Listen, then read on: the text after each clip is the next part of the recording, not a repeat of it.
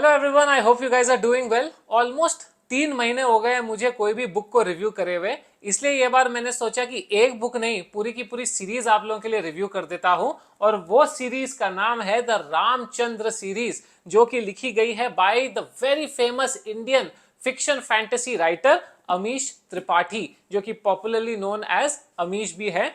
इनकी जो fourth book है रामचंद्र सीरीज की, the fourth and the final book war of Lanka, release हो चुकी है बहुत रिसेंटली, और मैंने इसको पूरी शायद 7 से 8 घंटे में पढ़ भी डाली। और आज मैं आपको इस बुक का डिटेल रिव्यू, साथ ही साथ पूरी सीरीज का एक झलक भी देने वाला हूं, जिससे कि आप लोग डिसाइड कर पाओगे कि आपको ये बुक खरीद के पढ़नी चाहिए या नहीं पढ़नी चाहिए।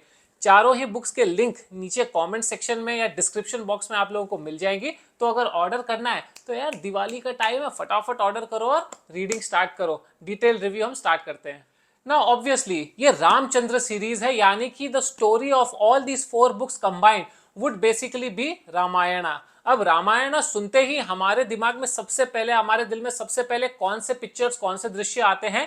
राम आनंद सागर जी की जो रामायणा थी, the most popular Indian tele epic series, जो हमने सब ने देखी थी बचपन में भी और अभी कोविड लॉकडाउन के टाइम पर भी। वही याद आती है कि वीर हनुमान पूरा का पूरा पहाड़ अपने हाथों पर उड़ाकर लेकर जा रहे हैं, या फिर बहुत सारे तीर कमान हवा में उड़कर सडनली नीचे जो भी सैनिक है उनको मार दे रहे हैं। एकदम गुस्से वाला रावण या एकदम शांत प्रभु Shri Ram.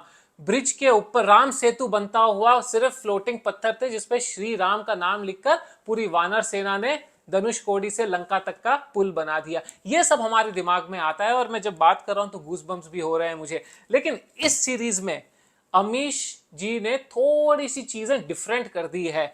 Instead of making it look like mythology, क्योंकि जब भी हम वो सीरियल देखते हैं, वो सीरीज देखते हैं, क्योंकि इतने सालों पहले वो बनाई गई थी, हमें कभी कभी लगता है यार ये कैसे पॉसिबल हो सकता है कि खाली फ्लोटिंग स्टोन्स डालकर आपने पूरा का पूरा पुल बना लिया। वो फ्लोटिंग स्टोन्स पे अगर पैर रखेंगे तो हिलेंगे नहीं क्या? फाउंडेशन क्या था उसका? या फिर अगर आप सोचते हो कि हवा में तीर उड़ रहा है और वो एक तीर 100 तीर में बनकर लोगों को मार रहा है, that's pretty much as of now practically not possible.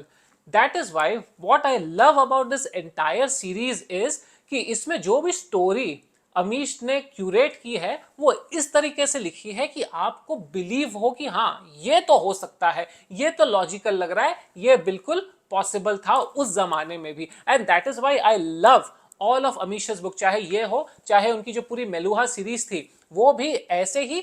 Of course it is a fiction, but it looks so fact based, so well researched कि आपको पढ़ के मजा आ जाता है और ऐसा लगता है कि यार ये तो सच में हो सकता है, ये तो सच में हुआ होगा।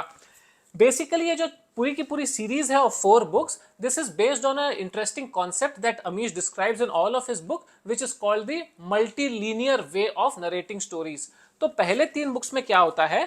फर्स्ट बुक में प्रभु श्री राम की पूरी जर्नी, सेकेंड बुक में सीता मैया के बर्थ से लेकर उनकी पूरी जर्नी, एंड थर्ड में रावण के बर्थ से लेकर उसकी पूरी जर्नी एक कॉमन पॉइंट पर आकर मीट होती है, वो है सीता मैया का अपहरण। तीनों ही बुक्स एक ही पॉइंट पे एंड होती है। एंड जो ये चौथी बुक है वो स्टार्ट होती है अपहरण के बाद जो इवेंट्स हुए थे। That is how Prabhu Shri Ram and his brothers coordinated the entire attack of Lanka, जो सीता मैया को वापस लेकर आना था। कैसे पुल बनता है, कैसे आर्मी साथ में आती है, कैसे जब लक्ष्मण इंजर्ड हो जाते हैं तो उनके लिए संजीवनी बूटी लाई जाती है, कैसे कुंभकर्ण जी, रावण और बाकी सब लंकन्स को डिफीट किया जाता है, कौन अच्छा था कौन अच्छा नहीं था, even on Ravan side how this majestic battle was fought.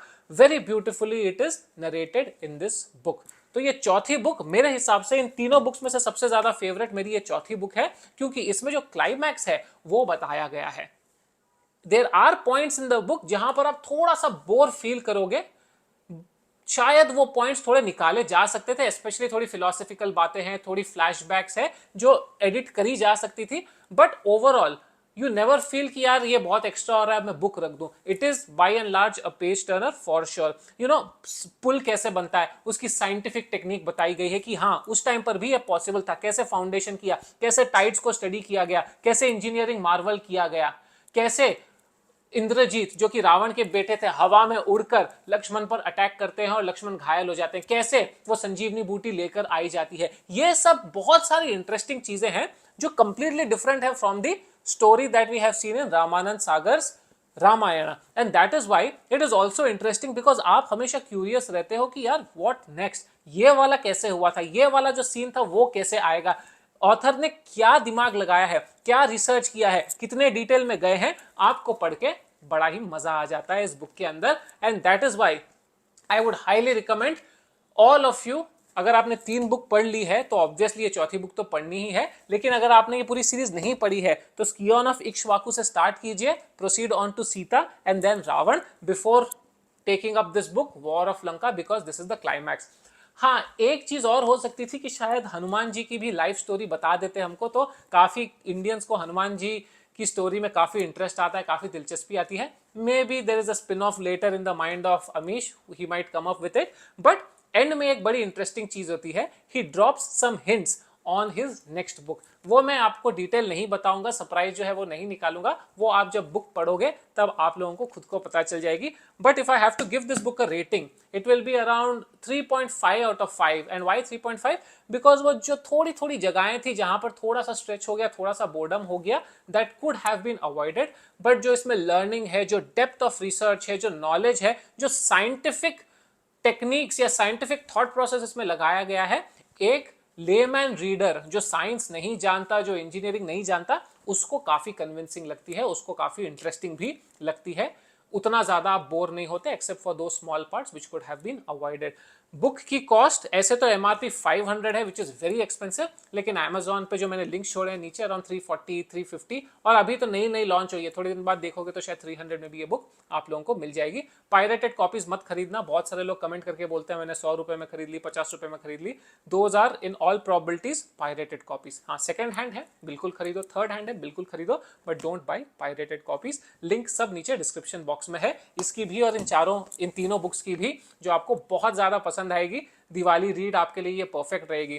Comment करके मुझे बताइए अगर आपने ऑलरेडी ये बुक पढ़ी है या ये 3 बुक्स पढ़ी है तो आपको कैसी लगी, क्या आपको सबसे अच्छी चीज लगी इन बुक्स के बारे में, वो आप मुझे बता दीजिएगा। मुझे तो सबसे अच्छी चीज क्या रखी, जो सिंप्लिसिटी है, simplicity combined with knowledge, combined with you are convinced by the author कि भाई ये हो सकता था, ये हुआ था, although it is clearly written as fiction, still you are motivated to believe कि हाँ ये सब हुआ होगा। एंड बाय द वे इसमें रावण को और कुंभकर्ण को सबको उतने बुरे लाइट में नहीं दिखाया है जितना कि शो में या सीरियल में दिखाया है। बहुत ही अच्छा, बहुत ही इंटरेस्टिंग टेक है, डिफरेंट टेक है फ्रॉम दी शो, तो आप लोगों को डेफिनेटली पढ़ना चाहिए। लाइक कर दीजिए इस वीडियो को, कमेंट करके मुझे तो बताइएगा, सब्सक्राइब करो इस चैनल को for a variety of videos, share करो अपने बुक रीडिंग पार्टनर के साथ या बुक एंथुसियास्ट के साथ। मुझे आप फॉलो कर सकते हो मेरे इंस्टाग्राम पेज पे जो कि है अरिहंत बेद official. I will see you all in the next video. Happy reading and happy Diwali.